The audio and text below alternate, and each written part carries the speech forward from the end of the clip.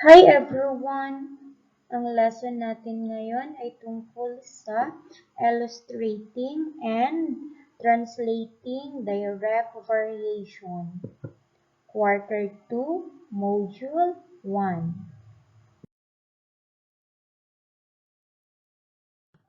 Objectives: illustrates situations that involve direct variation. Translate a relationship between two quantities given by a table of values, a mathematical equation, a graph, into variation statements, and vice versa.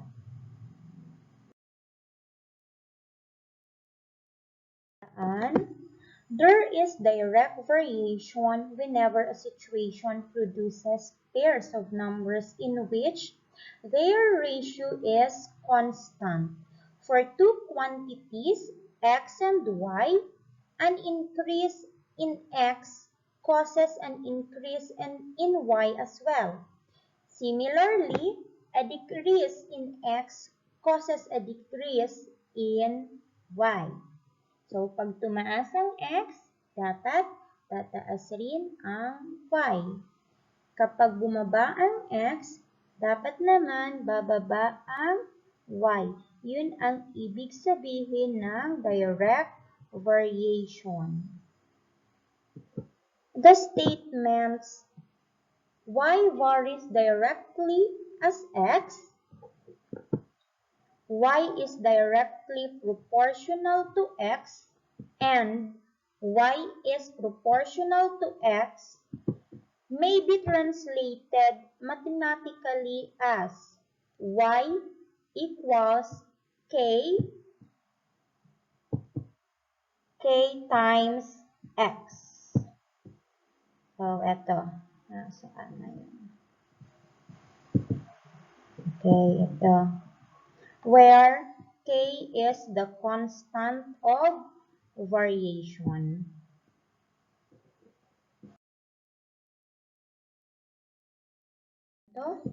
Consider the problem below and answer the questions that follows. The cost of tomatoes varies directly as the number of kilos to be purchased. The price of tomatoes is 15 pesos per kilo. The table below shows the cost of tomatoes per kilos to be purchased. So, eto yun. Tingnan natin. Meron tayong dalawang row. Ang isa ay para sa number of kilos of tomatoes at ang price of tomatoes or yung cost. So, magkano kapag 1 kilo ang binili? Of course, meron tayong 15 pesos. Paano naman pag dalawa? So, merong 30 or ang halaga ay 30 pesos. Pag tatlo, so magiging 45. Pag 4 na kilo, meron tayong 60 pesos. Pag 5 kilo naman, of course, ang halaga ay 75 pesos. So, sagutin natin ang sumusunod na tanong.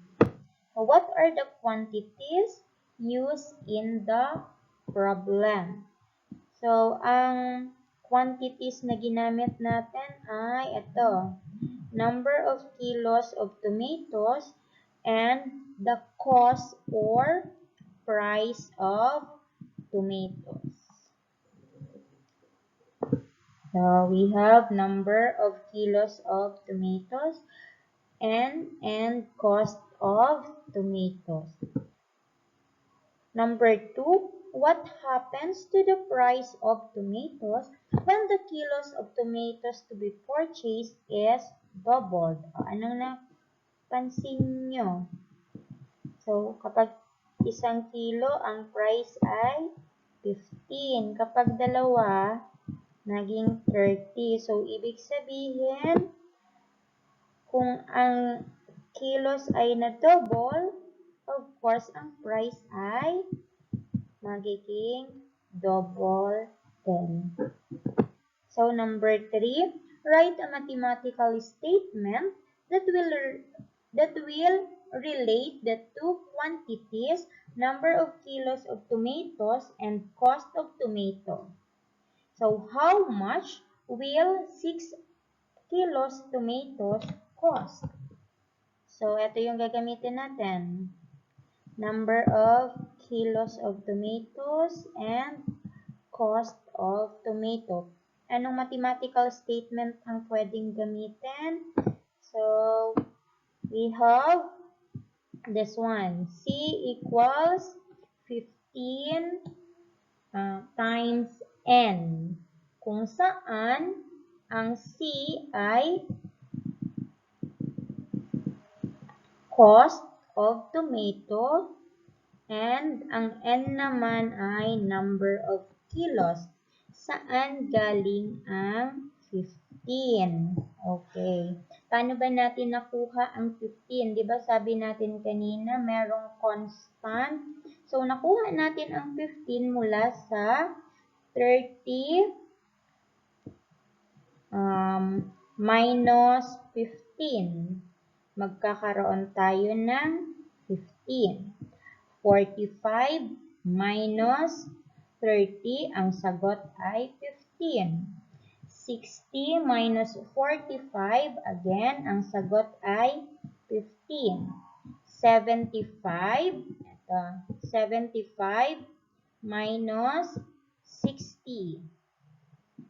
Ang sagot ay 15. Kaya ang constant na ginamit ay 15. So, isolve natin.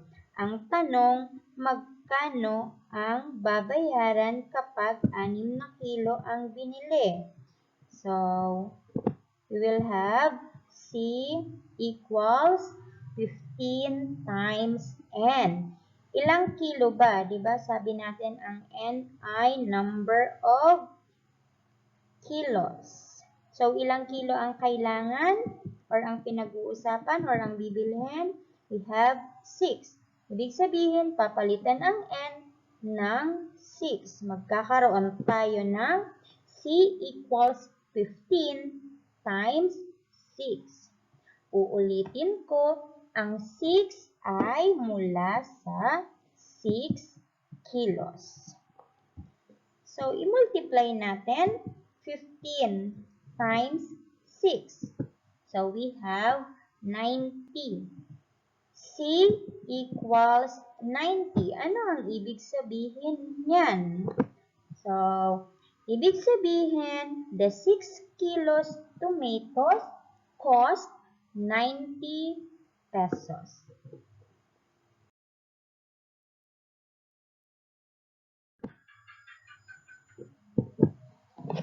How will you graph the relation of the price or cost of tomatoes and the number of kilos of tomatoes? What is the trend of the graph? So, ito ang graph natin. Itong nasa side. So, cost of tomatoes. So, nandito yung 15. Diba ang price natin ay 15. Pag 2 kilo, 30. Kapag 3, we have 45. Kapag 4, ito, 60. So, pag 5, 75. Pag 6, we have 90. Lahat ng nakasulat dito sa side na to ay ang price or cost ng tomatoes per kilo. So, ito naman sa baba. So, nire-represent naman yan ang, ito, ulitin ko. Itong nasa baba, ang nire-represent niyan ay number of kilos of tomato. So, we have 1. Ibig sabihin, 1 kilo. So, 2 kilos, 3, 4, and 5. Hanggang 5 kilos. So, nasaan yung graph? Tingnan natin yung graph. So, nandito, ano ba ang ibig sabihin kapag nandito ang graph? Ibig sabihin, kapag isang kilo ang binili, nagkakahalaga ng 15 pesos. Pupunta tayo dito. So, dito naman magme-met yung 2 at saka yung 30. Ano ang ibig sabihin yan? 2 kilos equals 30 pesos. So, dito naman, makikita niyo yung nandito. Dito naman nag-met ang 45 and 3.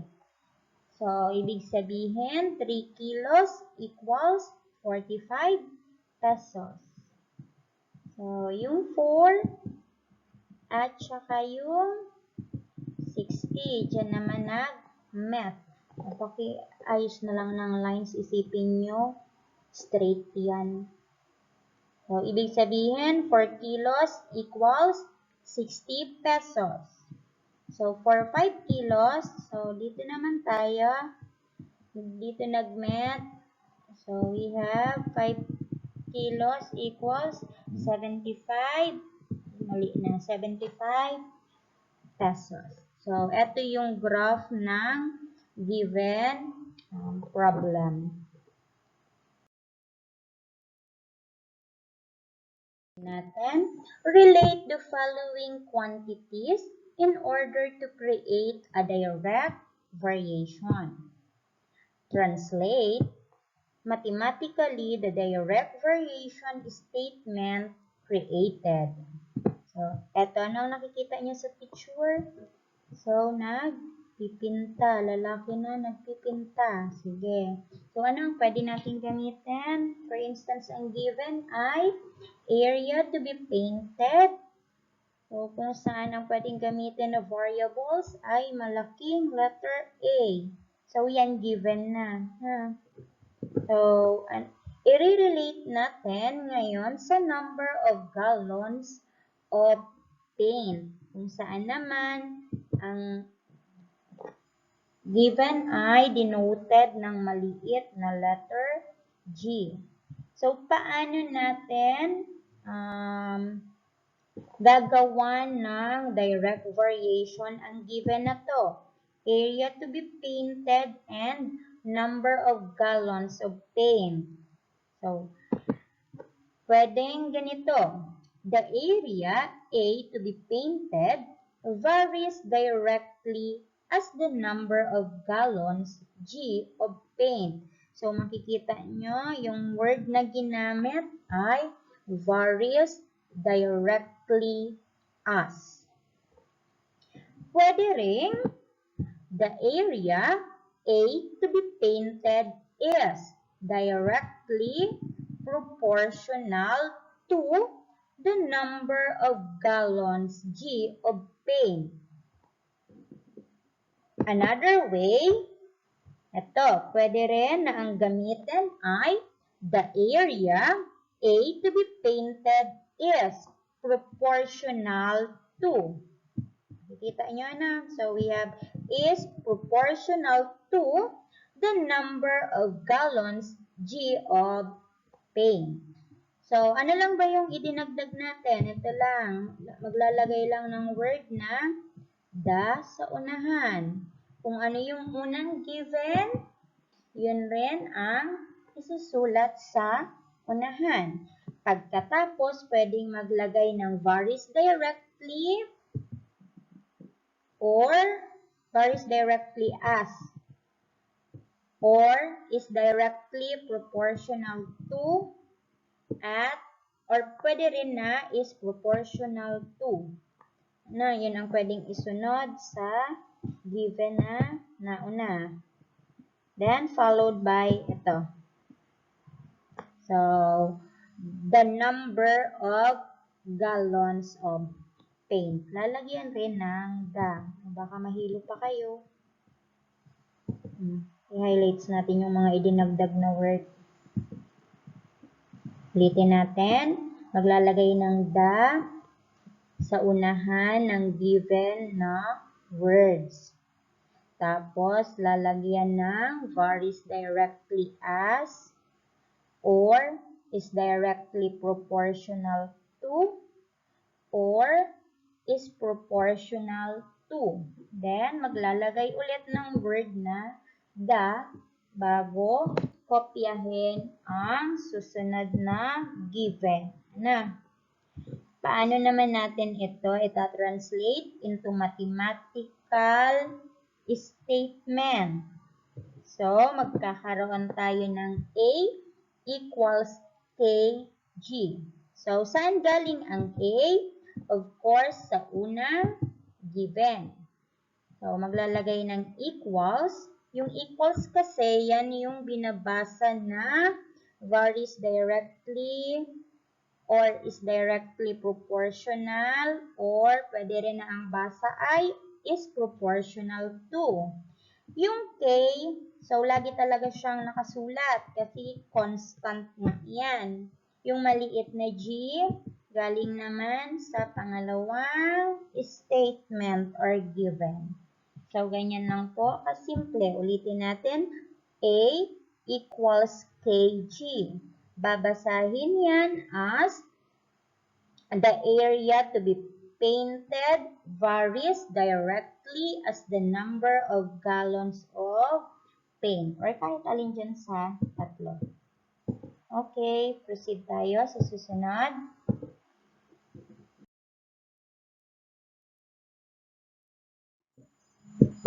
Ngayon naman, translate mathematically the direct variation statement given below. Number 1, the fare F of a passenger varies directly as the distance of his destination. Paano natin isusulat? Okay, magkakaroon tayo ng F equals K times D. Saan galing ang F? So, ito lang yung tatandaan. Galing sa unang, ano tawag dito?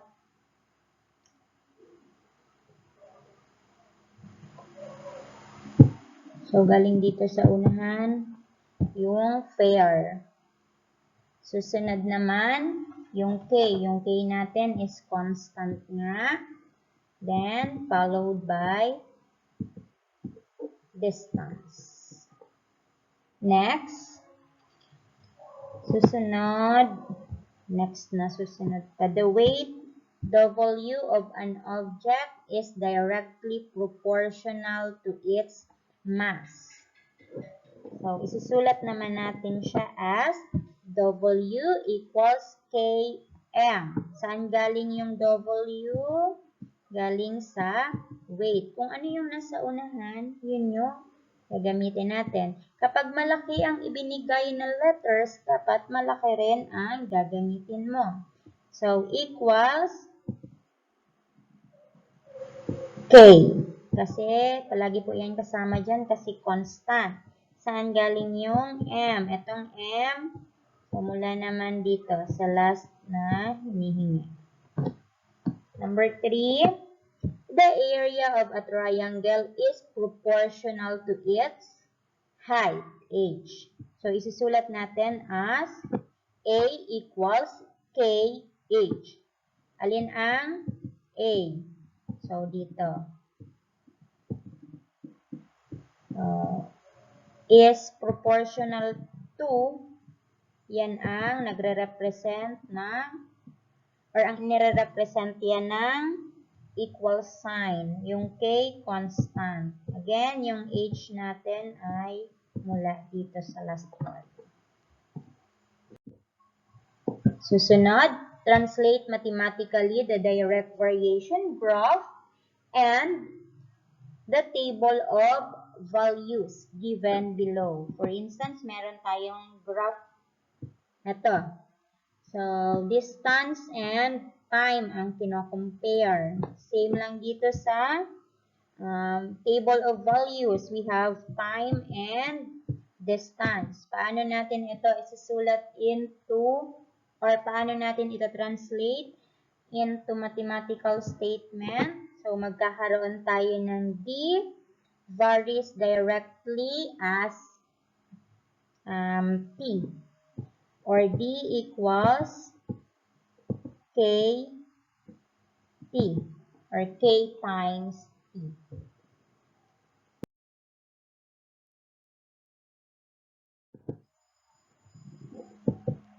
Okay, that's it for this video. Thank you for listening and watching. Have a nice day, everyone. Bye.